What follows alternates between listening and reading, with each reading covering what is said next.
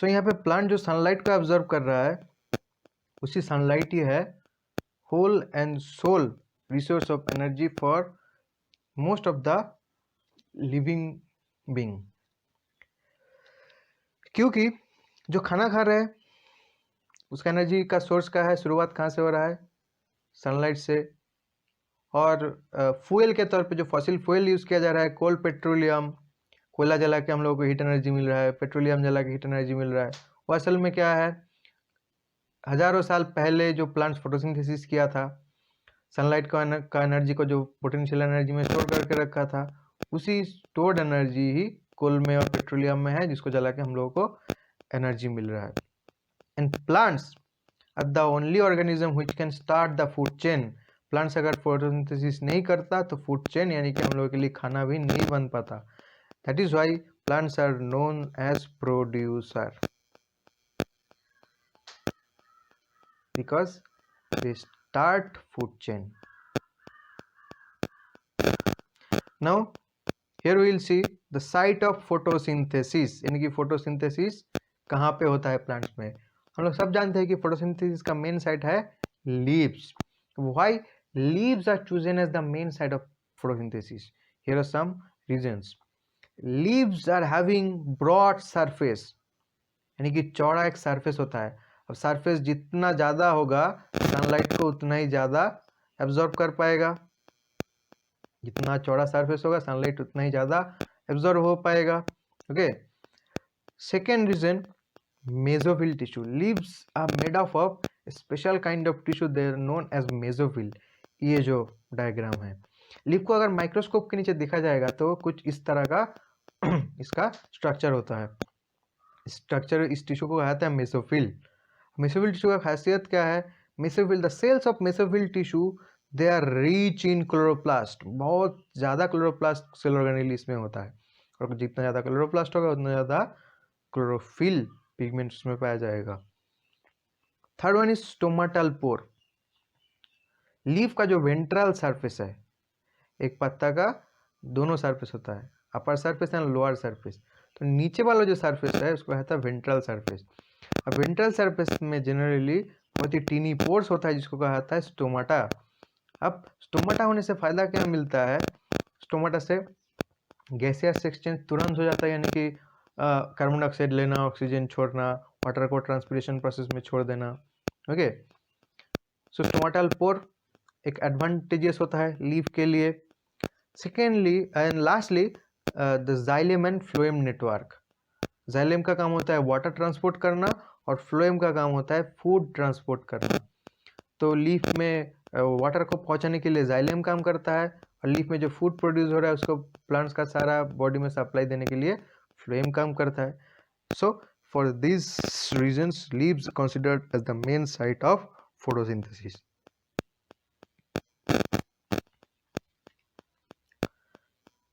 Now this mesophyll tissue I said they are rich in chloroplast. Now we'll see what are chloroplast and what is the structure of chloroplast, how chloroplasts are made up of. The main function of chloroplast is to contain chlorophyll, and ultimately chlorophyll absorbs sunlight और sunlight को use करके plant अपना food produce करते हैं. That is why chloroplasts are known as kitchen of leaves. यहाँ पे microscope के अंदर कुछ सेल दिखाया गया है. सेल के अंदर जो ग्रीन देख रहे हो ये सारे क्लोरोप्लास्ट सेल ऑर्गेनेली है. Which kind of cell organelle it is? It is a double membrane bound cell organelle, यानी कि दो मेम्ब्रेन होता है. देख सकते हो यहाँ पे अंदर में एक मेम्ब्रेन है, इनर मेम्ब्रेन क्लोरोप्लास्ट को प्रोटेक्ट करने के लिए, और बाहर में एक मेम्ब्रेन है, आउटर मेम्ब्रेन.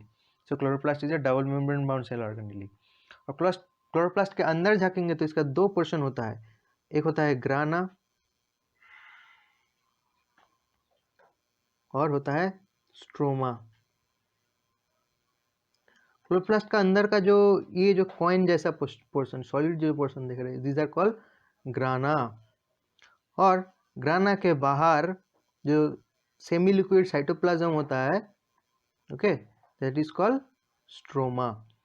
सो क्लोरोप्लास्ट दो चीज से बना होता है, ग्राना एंड स्ट्रोमा. अभी ग्राना को सही से जूम करके देखा जाएगा तो ग्राना को देखेंगे तो ग्राना बहुत सारे कॉइन जैसा स्ट्रक्चर से बना होता है। ये कॉइन को जूम आउट करके दिखा गया है। अब ये एक एक कॉइन को कहा जाता है thylakoid. So the coin like structure of grana they are known as thylakoid. अब थाइलाकॉइड को तोड़ेंगे तो थाइलाकॉइड के अंदर क्या मिलेगा हम लोगों को? बहुत सारे छोटा छोटा पार्टिकल्स मिलेगा, इसको कहा जाता है क्वांटाजोम।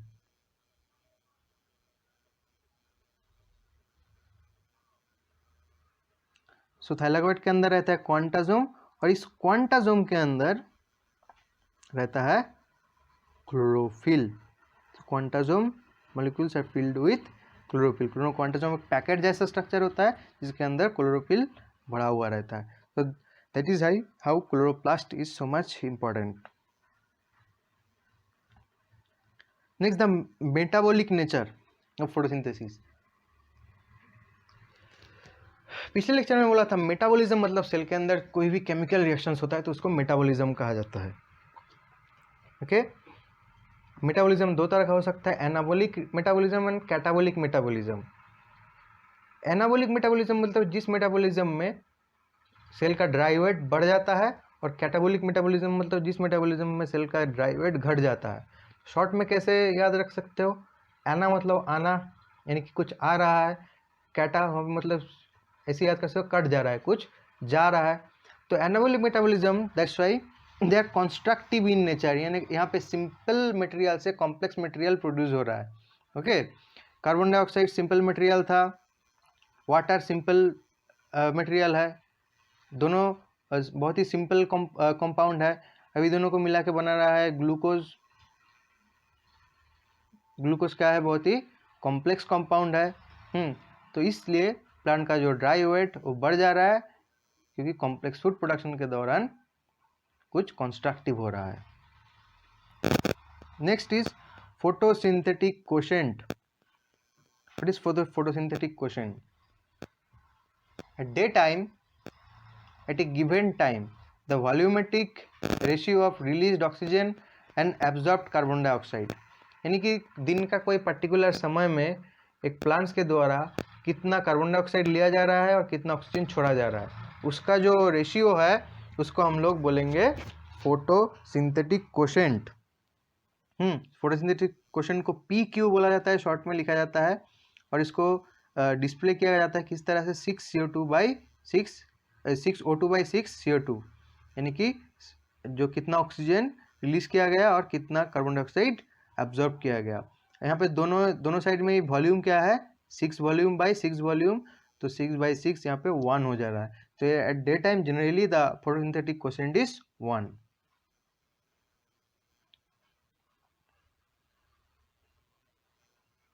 इसको समझ में आया ना?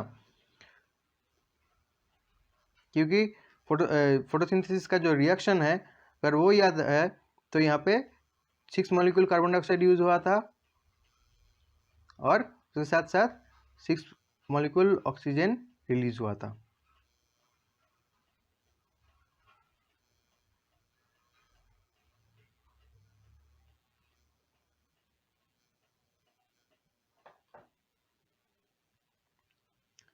अब नेक्स्ट, द इंग्रेडिएंट्स।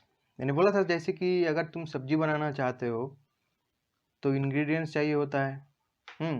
तुम सब्जी बनाओगे तो सब्जी को काटोगे, उसके बाद एक कढ़ाई लोगे, उसमें तेल गरम करोगे, उसमें मसाला डालोगे, सब्जी को तालोगे, तो इसी तरह से सब्जी बनाओगे। तो सब्जी बनाने के लिए जो मसाला, तेल, ये सब चाहिए, these are called raw materials.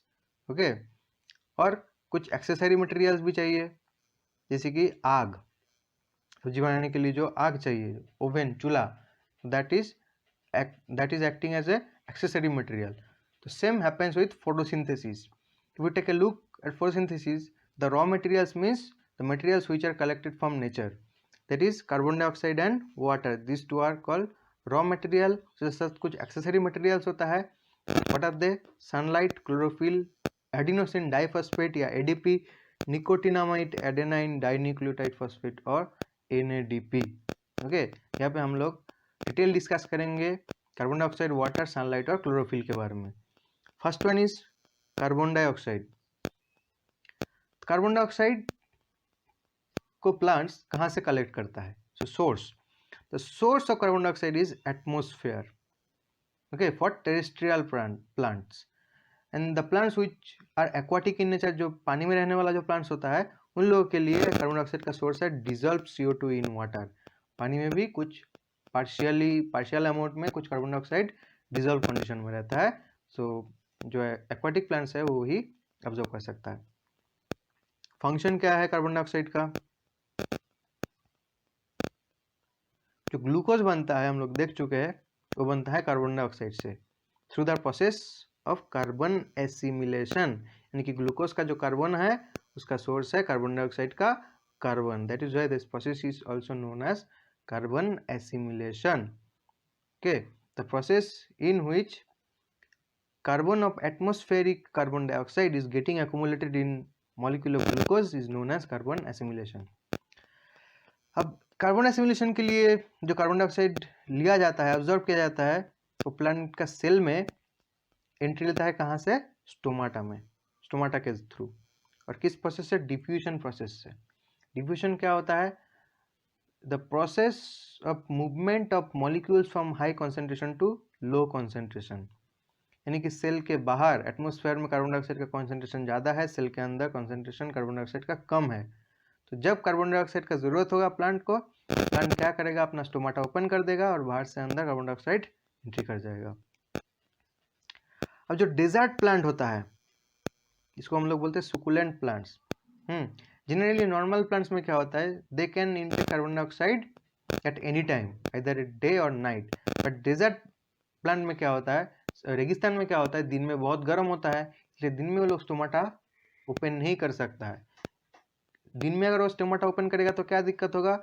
वो उसका प्लांट का जो फिजियोलॉजिकल सिस्टम है वो सारे वाटर को छोड़ देगा बाहर गर्मी की वजह से, इसलिए वो लोग दिन में स्टोमाटा बंद रखता है और जैसे ही रात होता है वो लोग कार्बन डाइऑक्साइड को इनटेक कर लेता है और सेल में स्टोर करके रख देता है। और दिन में जैसे उसको सनलाइट मिलता है उस कार्बन डाइऑक्साइड को फोटोसिंथेसिस करने के लिए यूज करते हैं। सो सुकुलेंट प्लांट या desert plant intake carbon dioxide at night time, क्योंकि वो लोग डे टाइम में स्टोमाटा को ओपन नहीं कर सकता है हाई टेम्परेचर की वजह से।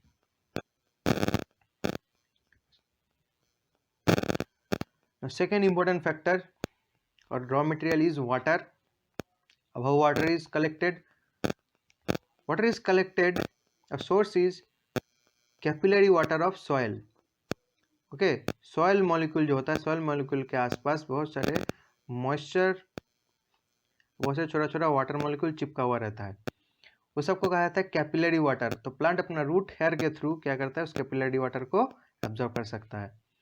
और जो एक्वाटिक प्लांट होता है वो अपना बॉडी सरफेस के थ्रू वाटर को अपने बॉडी के अंदर एंट्री करवाता है या डिफ्यूजन प्रोसेस में एब्जॉर्ब करता है। वाटर का फंक्शन पहले ही देखे हैं। फोटोसिंथेसिस में जो ऑक्सीजन प्रोड्यूस होता है वो उसका वो कहाँ से है? उसका शुरुआत कहाँ से होता है? वाटर से। वाटर मॉलिक्यूल टूट जाता है फोटोसिंथेसिस के दौरान और ऑक्सीजन प्रोड्यूस करता है। Now accessory material, the most important accessory for photosynthesis, that is sunlight. Plant absorb photon particles of sunlight as source of energy.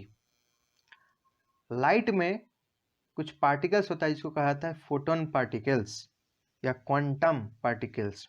Okay, तो उस क्वांटम पार्टिकल या फोटोन पार्टिकल के अंदर एनर्जी रहता है, जिस एनर्जी को प्लांट अपना फूड प्रोड्यूस करने के लिए यूज कर सकता है। अब लाइट जो रे होता है, लाइट रे का बहुत अलग अलग वेवलेंथ, लाइट रे में बहुत अलग अलग टाइप्स ऑफ लाइट होता है, जिसमें से हम लोग सिर्फ वीप यानी कि 390 से 760 नैनोमीटर वेवलेंथ का लाइट को ही हम लोगों का जो ह्यूमन आई वो डिटेक्ट कर पाता है, जिसको कहता है विजिबल स्पेक्ट्रम। ओके, वीप जिसको हम लोग बोलते हैं रेनबो का जो कलर्स है साथ, तो ये विजिबल स्पेक्ट्रम में ही फोटोसिंथेसिस हो सकता है। ओके, जैसे कि 390 के आसपास स्टार्ट होता है वायलेट लाइट और 760 नैनोमीटर के आसपास जाके खत्म हो जाता है रेड लाइट। सो रेड लाइट का जो वेवलेंथ है सबसे ज़्यादा है और वायलेट का वेवलेंथ सबसे कम है। ओके, इसलिए रेड लाइट हम लोग बहुत दूर से देख पाते हैं और वायलेट लाइट का विजिबिलिटी सबसे कम होता है। तो ये वायलेट से लेके स्टार्ट करके रेड लाइट तक ही प्लांट फोटोसिंथेसिस कर सकता है, क्योंकि इसी वेवलेंथ का लाइट को प्लांट एब्जॉर्ब करने में सक्षम है। वायलेट के नीचे जो लाइट है उसको कहता है अल्ट्रावायलेट रे, जिसमें प्लांट फोटोसिंथेसिस नहीं कर पाएगा, और रेड के ऊपर होता है इंफ्रारेड, जिसमें इसको भी प्लांट फोटोसिंथेसिस के लिए यूटिलाइज नहीं कर पाता है। Now another phenomena, rate of photosynthesis is highest in red and blue light. Blue और रेड लाइट में फोटोसिंथेसिस का रेट सबसे ज्यादा होता है। That is why red and blue lights are known as action spectrum. ये सबसे अधिक फोटोसिंथेसिस इसी में हो सकता है। अब ये जो ग्रीन पोर्शन है लाइट स्पेक्ट्रम का, इसमें बिल्कुल फोटोसिंथेसिस नहीं हो पाता है, क्योंकि chlorophyll molecules are unable to absorb green light, and that is the reason leaves are green in colour, क्योंकि लीव्स ग्रीन कलर को एब्जॉर्ब बिल्कुल नहीं कर पाता है, बल्कि उसको फुली रिफ्लेक्ट बैक कर दे रहा है। इसलिए हम लोग जब देखते हैं लीफ को, हम लोग के आँख तक ग्रीन लाइट पहुंच रहा है, इसलिए लीफ भी हरा भरा दिखता है।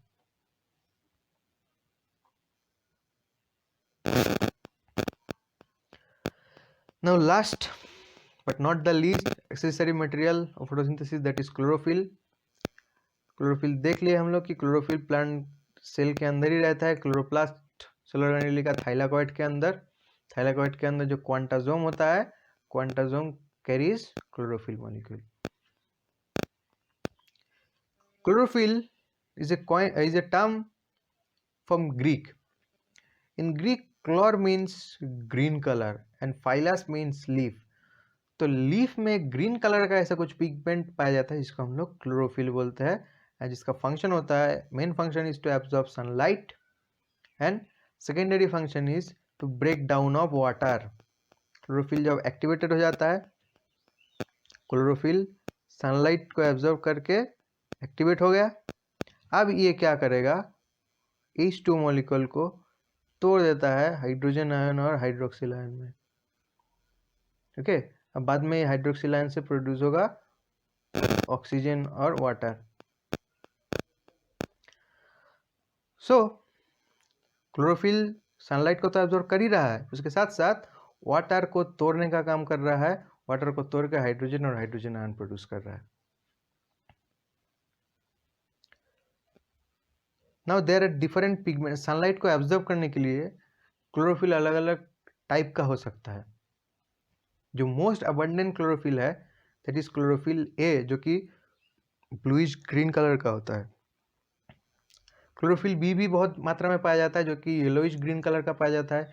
ये छोड़ के भी chlorophyll C, chlorophyll D, chlorophyll E, बहुत अलग अलग टाइप का क्लोरोफिल पाया जा सकता है, जो कि कम मात्रा में पाया जाता है।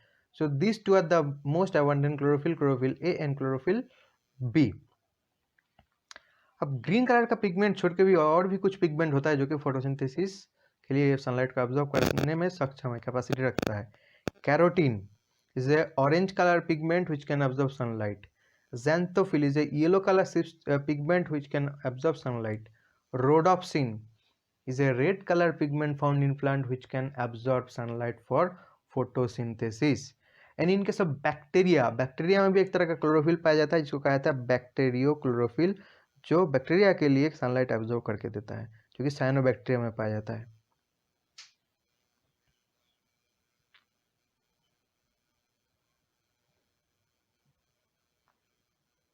सो बैक्टीरिया क्लोरोफिल बैक्टीरिया में पाया जाता है और प्लांट्स के लिए, बैक्टीरिया के लिए सनलाइट एब्जॉर्ब कर सकता है। So in next video will discuss about the phases of photosynthesis. During the time of photosynthesis, what are the reactions takes place inside the chloroplast cell organelle. Thanks.